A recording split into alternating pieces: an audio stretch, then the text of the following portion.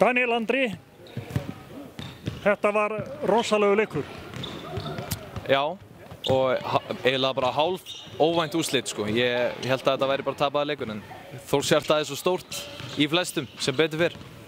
Leikurinn var býsna jafn allan tíman í fyrri hálfleik, jafnt í hálfleik og þannig að menn gátu þá svo sem reikna með að yrði spenna í seinni hálfleik. Já, við vissum það alveg fyrirfram að þetta yrði alveg hörkuleikur.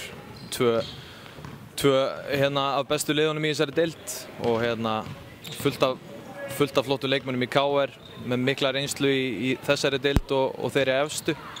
Frábær erlendur leikmaður hjá þeim og góðu þjálfari, þannig að við vissum alveg að þetta yrði hörkuleikur. Þórsarar hafa líka 4 góða þjálfara, en hvað gerðist í þriðja leikluta? Þá var eins og KR ætlaði að stinga af. Var eitthvað kæruleysi okkur? Kæruleysi og andleysi bara, en svona þegar við hittum úr 2 skotum í fjórða, þá allt í einu fengum við hennan eldmóð aftur og það dugði bara til að sækja 2 stig. Rosaleg karakter í restina. Já, algjörlega og bara með mikilli hjálp frá stúkunni. Það voru bilulæti í fjórða leikluta og það bara hjálpaði okkur helling með þessi 2 stig. Það voru 100 áhorfendur töldum við rétt fyrir hálfleik og það var stemmingin eins og þú segir, hún var alveg mögnuð.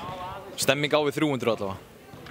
Við náttúrulega lýsum eftir að fólk haldi áfram að vera svona döglegt að steyða við baki á stelpunum.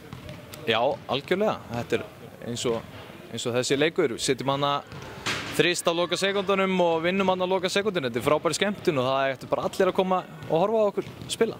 Ég veit nú ekki hver tölfræðin en KR var nú búinn að setja 1 þristi niður í leiknum.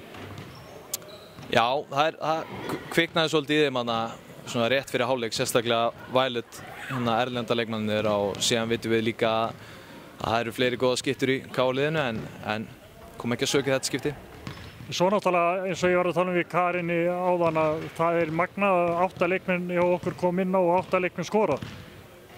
Já, ég stakk svolítið upp á því að við varum að spila betur sem lið inn í hálfleik og þess vegna ætluðum við að vinna þennan leik en það fattaði það enginn fyrir bara seint í fjórða leikluta.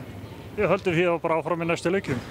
Algjörlega, það er bara leikur á laugardaginn og held ég aftur á miðvikudaginn eftir það, en það er engin tími til að stoppa og hugsa. Þannig gangi ekki vel. Takk fyrir það.